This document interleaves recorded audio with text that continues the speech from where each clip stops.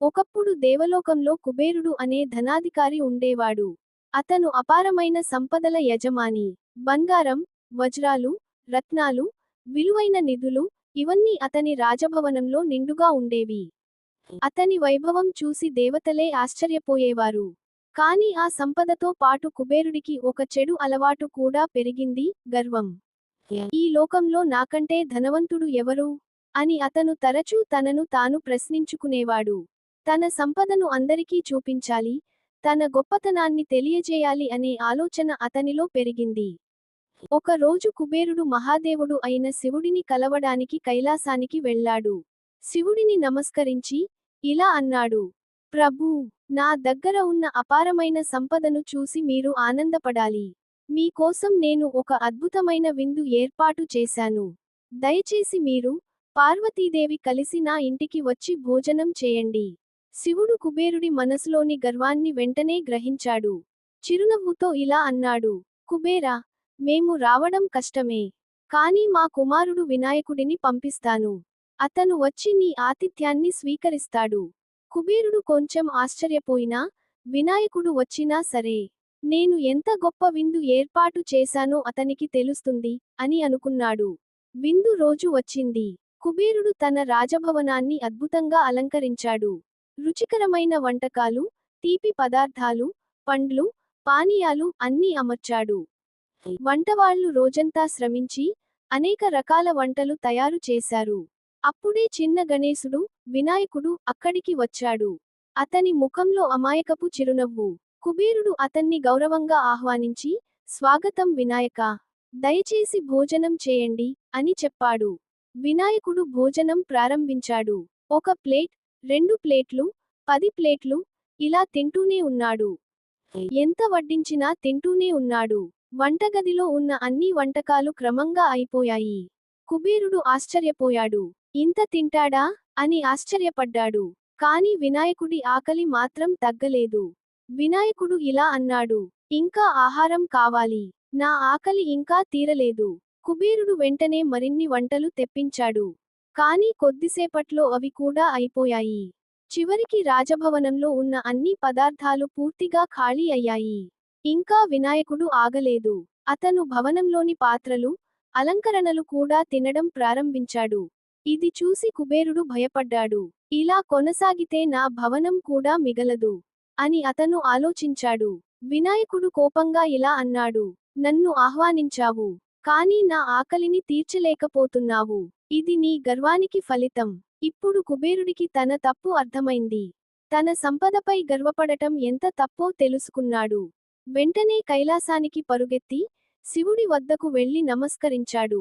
ప్రభూ, నా గర్వం వల్ల నేను తప్పు చేశాను. వినాయకుడి ఆకలిని తీర్చలేకపోతున్నాను. దయచేసి నన్ను కాపాడండి, అని వేడుకున్నాడు. శివుడు చిరునవ్వుతో ఒక చిన్న పాత్రలో అన్నం ఇచ్చి, ఇలా అన్నాడు: ఇది వినాయకుడికి వినమ్రతతో, ప్రేమతో వడ్డించు. నీ గర్వాన్ని విడిచిపెట్టు. కుబేరుడు వెంటనే తిరిగి వచ్చి, ఆ చిన్న పాత్రలో ఉన్న అన్నాన్ని వినాయకుడికి భక్తితో వడ్డించాడు. ఆశ్చర్యంగా, వినాయకుడి ఆకలి వెంటనే తీరిపోయింది. వినాయకుడు చిరునవ్వుతో అన్నాడు: కుబేరా, సంపద గొప్పది కాదు. వినమ్రత, ప్రేమ గొప్పవి. నీవు ఈ పాఠం నేర్చుకున్నావు. కుబేరుడు తన గర్వాన్ని పూర్తిగా వదిలేశాడు. ఇకపై ఎప్పుడూ వినమ్రంగా ఉండాలని నిర్ణయించుకున్నాడు. ఒకప్పుడు దేవలోకంలో కుబేరుడు అనే ధనాధికారి ఉండేవాడు. అతను అపారమైన సంపదల యజమాని. బంగారం, వజ్రాలు, రత్నాలు, విలువైన నిధులు, ఇవన్నీ అతని రాజభవనంలో నిండుగా ఉండేవి.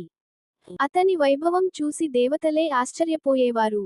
కాని ఆ సంపదతో పాటు కుబేరుడికి ఒక చెడు అలవాటు కూడా పెరిగింది, గర్వం. ఈ లోకంలో నాకంటే ధనవంతుడు ఎవరు? అని అతను తరచూ తనను తాను ప్రశ్నించుకునేవాడు. తన సంపదను అందరికీ చూపించాలి, తన గొప్పతనాన్ని తెలియజేయాలి అనే ఆలోచన అతనిలో పెరిగింది. ఒక రోజు కుబేరుడు మహాదేవుడు అయిన శివుడిని కలవడానికి కైలాసానికి వెళ్ళాడు. శివుడిని నమస్కరించి, ఇలా అన్నాడు: ప్రభూ, నా దగ్గర ఉన్న అపారమైన సంపదను చూసి మీరు ఆనందపడాలి. మీకోసం నేను ఒక అద్భుతమైన విందు ఏర్పాటు చేశాను. దయచేసి మీరు, పార్వతీదేవి కలిసి నా ఇంటికి వచ్చి భోజనం చేయండి. శివుడు కుబేరుడి మనసులోని గర్వాన్ని వెంటనే గ్రహించాడు. చిరునవ్వుతో ఇలా అన్నాడు. కుబేరా, మేము రావడం కష్టమే. కాని మా కుమారుడు వినాయకుడిని పంపిస్తాను. అతను వచ్చి నీ ఆతిథ్యాన్ని స్వీకరిస్తాడు. కుబేరుడు కొంచెం ఆశ్చర్యపోయినా, వినాయకుడు వచ్చినా సరే, నేను ఎంత గొప్ప విందు ఏర్పాటు చేశానో అతనికి తెలుస్తుంది, అని అనుకున్నాడు. విందు రోజు వచ్చింది. కుబేరుడు తన రాజభవనాన్ని అద్భుతంగా అలంకరించాడు. రుచికరమైన వంటకాలు, తీపి పదార్థాలు, పండ్లు, పానీయాలు అన్నీ అమర్చాడు. వంటవాళ్లు రోజంతా శ్రమించి, అనేక రకాల వంటలు తయారు చేశారు. అప్పుడే చిన్న గణేశుడు, వినాయకుడు అక్కడికి వచ్చాడు. అతని ముఖంలో అమాయకపు చిరునవ్వు. కుబేరుడు అతన్ని గౌరవంగా ఆహ్వానించి, స్వాగతం వినాయకా! దయచేసి భోజనం చేయండి, అని చెప్పాడు. వినాయకుడు భోజనం ప్రారంభించాడు. 1 ప్లేట్, 2 ప్లేట్లు, 10 ప్లేట్లు, ఇలా తింటూనే ఉన్నాడు. ఎంత వడ్డించినా తింటూనే ఉన్నాడు. వంటగదిలో ఉన్న అన్ని వంటకాలు క్రమంగా అయిపోయాయి. కుబేరుడు ఆశ్చర్యపోయాడు. ఇంత తింటాడా? అని ఆశ్చర్యపడ్డాడు. కాని వినాయకుడి ఆకలి మాత్రం తగ్గలేదు.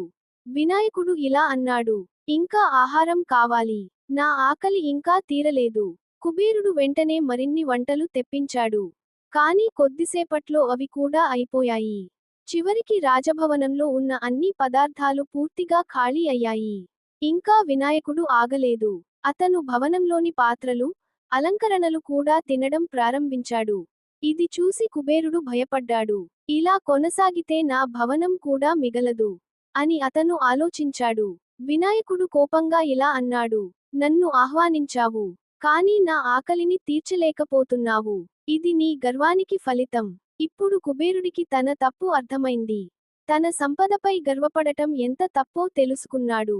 వెంటనే కైలాసానికి పరుగెత్తి, శివుడి వద్దకు వెళ్లి నమస్కరించాడు. ప్రభూ, నా గర్వం వల్ల నేను తప్పు చేశాను. వినాయకుడి ఆకలిని తీర్చలేకపోతున్నాను. దయచేసి నన్ను కాపాడండి, అని వేడుకున్నాడు. శివుడు చిరునవ్వుతో ఒక చిన్న పాత్రలో అన్నం ఇచ్చి, ఇలా అన్నాడు. ఇది వినాయకుడికి వినమ్రతతో, ప్రేమతో వడ్డించు. నీ గర్వాన్ని విడిచిపెట్టు. కుబేరుడు వెంటనే తిరిగి వచ్చి, ఆ చిన్న పాత్రలో ఉన్న అన్నాన్ని వినాయకుడికి భక్తితో వడ్డించాడు. ఆశ్చర్యంగా, వినాయకుడి ఆకలి వెంటనే తీరిపోయింది. వినాయకుడు చిరునవ్వుతో అన్నాడు. కుబేరా, సంపద గొప్పది కాదు. వినమ్రత, ప్రేమ గొప్పవి. నీవు ఈ పాఠం నేర్చుకున్నావు. కుబేరుడు తన గర్వాన్ని పూర్తిగా వదిలేశాడు. ఇకపై ఎప్పుడూ వినమ్రంగా ఉండాలని నిర్ణయించుకున్నాడు.